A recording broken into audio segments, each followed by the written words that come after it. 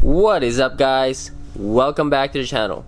Now today we'll be working on a few random little stuff here and there, but before I do that, I do want to give you guys an update on the tune.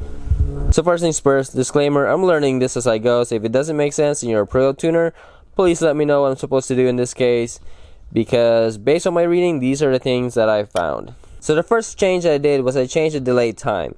So this is on the follower delay, and I changed that to 2 seconds from 1 second. What that does is it takes 2 seconds for the decay to actually start happening. Now the decay also cut it in half. Now that helped a little bit, so it didn't just come crashing all the way down, and it kind of just stalled or stops at around 1000 or so, and then it kind of settles down a little bit, but it's still chasing quite a bit. And here's what I found.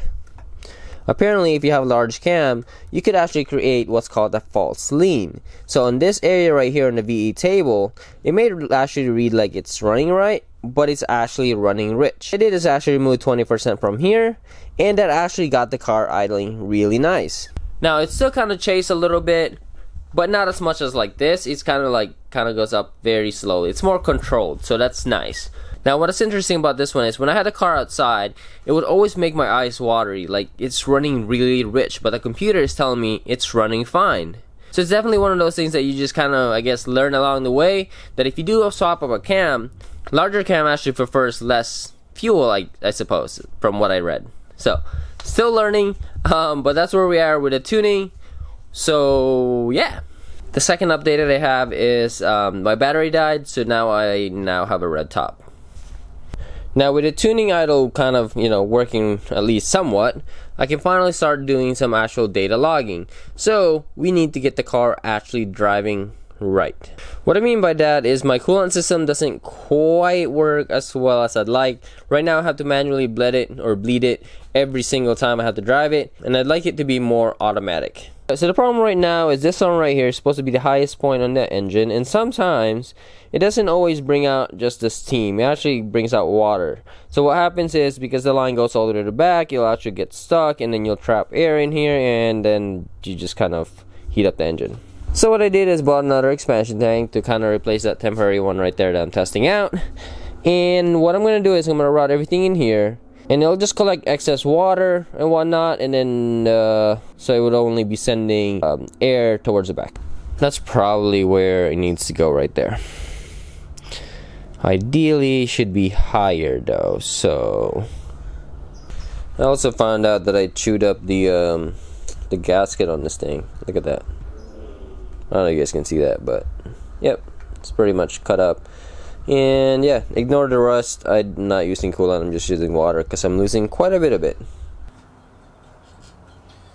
Alright, so that will let me know whether or not I have a lot of fluid that's coming out, even though for the most part I don't really care. As long as it breathes out, or as long as it actually purges the system, then I'll be happy with that. Now ideally, I'd like to get it from the bottom so it kind of goes like this, straight out, right? So if you're sending water here, and then when it goes, I guess when it cools down a little bit, it'll pull the water back out. But there's not much room in there, and also I don't have any 90-degree fitting, so I'm just gonna go ahead and use this side right here. I mean, it's low enough, as you guys can see, it's pretty low, so it should be okay. And of course I'll use the line that's gonna go to the back. It's gonna be tapped in from the top right here, so then I don't get any water from there. Now technically, I guess if this thing does fill up all the way, I could get water into my line again. But considering how high this thing is, it shouldn't I guess I shouldn't fill up that high. Alright, looks like I'm gonna have to clearance this one right here just a little bit.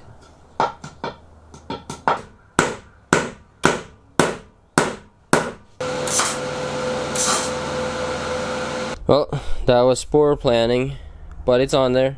It's only gonna be there temporarily. Within probably the next month or so, probably in a month, I'll actually be pulling out the engine again, and that's when everything in the engine bay is gonna get cleaned up. So that bolt will get sanded down, re-welded, and all that stuff.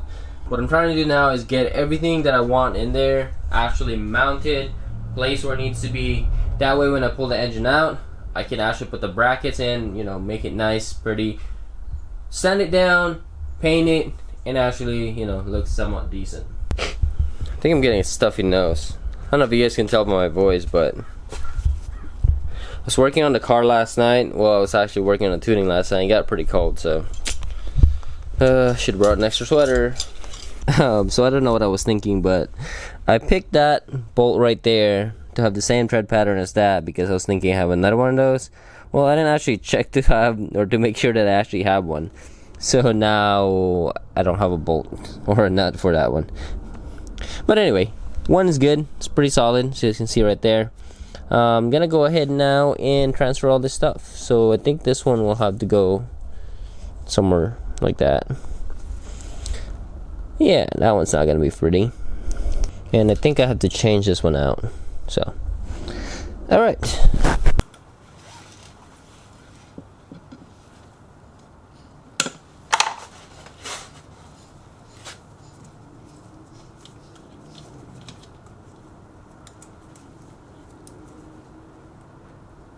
Now later on, I'll probably end up cutting this off and shave it and make it look a little bit nicer. So from the front end, this will be your highest point, and it just kind of goes like this, all the way there, and then it goes to the first expansion tank.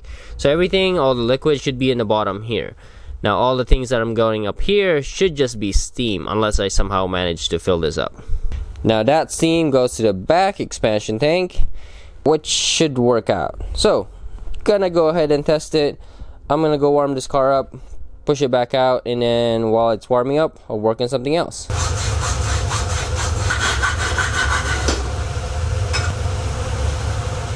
So, a little bit crooked, thinking maybe more like this, but not bad at all. It's close enough.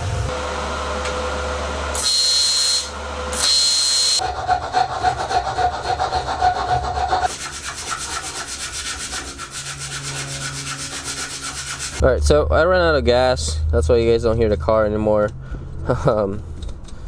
Yeah, I gotta go get gas. Ooh, that's not good. Looks like I somehow either bent it or warped it inside. I think bent it. Oh, never mind. We're good. We're good, guys. False alarm. False alarm. Okay, seems a little bit high. I mean, but once you guys see this thing goes in there, actually hides a good bit of it.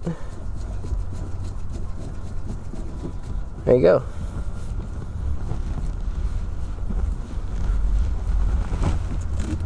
And we're in business.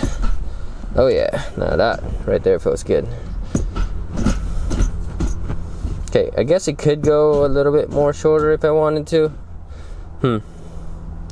Looks like maybe I wanted maybe like an inch shorter. I don't know. I'll leave it like this for now. Feels pretty solid from here, so yeah. I'll leave it for now like that. Okay. Looks nice. Well, you know, ignore this part, but yeah. Probably just paint that anyway. Yeah. Gonna have to go get gas. Run out of gas. So I'm gonna end it here, guys. Thank you guys for watching. I gotta figure out what to do tomorrow. Hopefully get that filled out and test it again. But yeah, that is it for today, guys. I gotta figure out what to do tomorrow. So stay tuned. Thank you guys for watching, and I'll see you guys next time.